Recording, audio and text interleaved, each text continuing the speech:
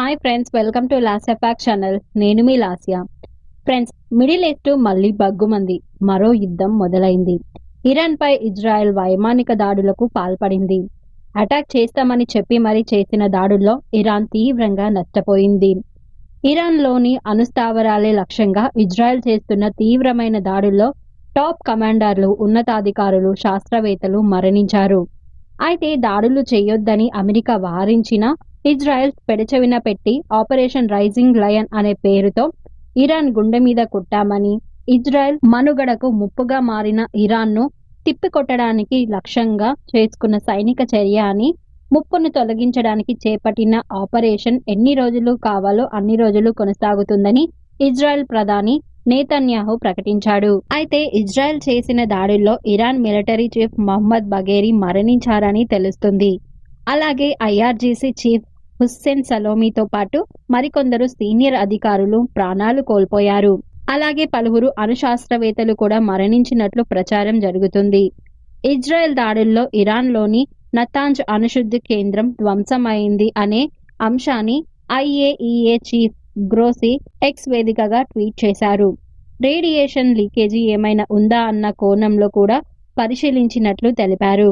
ఇప్పటికే ఓవైపు మిడిల్ ఈస్టులో ఉద్రిక్తలు చల్లారకపోగా రోజు రోజుకు పెరుగుతూనే ఉన్నాయి.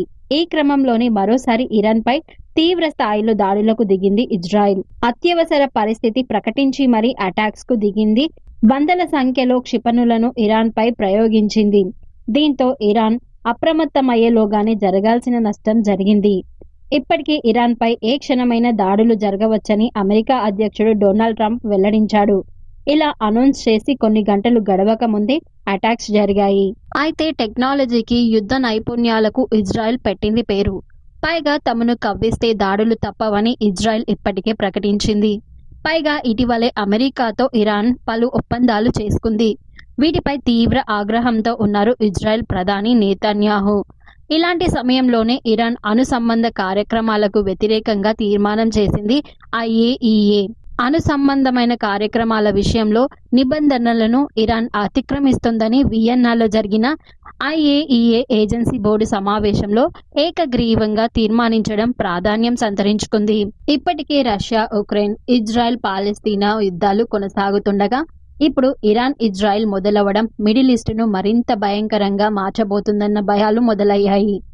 ఇజ్రాయెల్ దాడుల నేపథ్యంలో డొనాల్డ్ ట్రంప్ సర్కారు కీలక నిర్ణయం తీసుకుంది.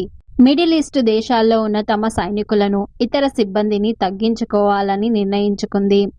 ఇరాన్, బహ్రెయిన్, కువైట్ సహా పలు దేశాల్లో ఉన్న యుఎస్ సైనికులు, సిబ్బందిని వెనక్కి రప్పించేందుకు అవసరమైన చర్యలు తీసుకుంటున్నట్లు తెలిపింది. ఇక ఇజ్రాయెల్ దాడులపై తీవ్ర ఆగ్రహంతో ఉంది ఇరాన్. అదను చూసి ప్రతిదాడి చేయాలని ఇప్పటికే ఇరాన్ సైన్యం వ్యూహాలు రచిస్తోంది.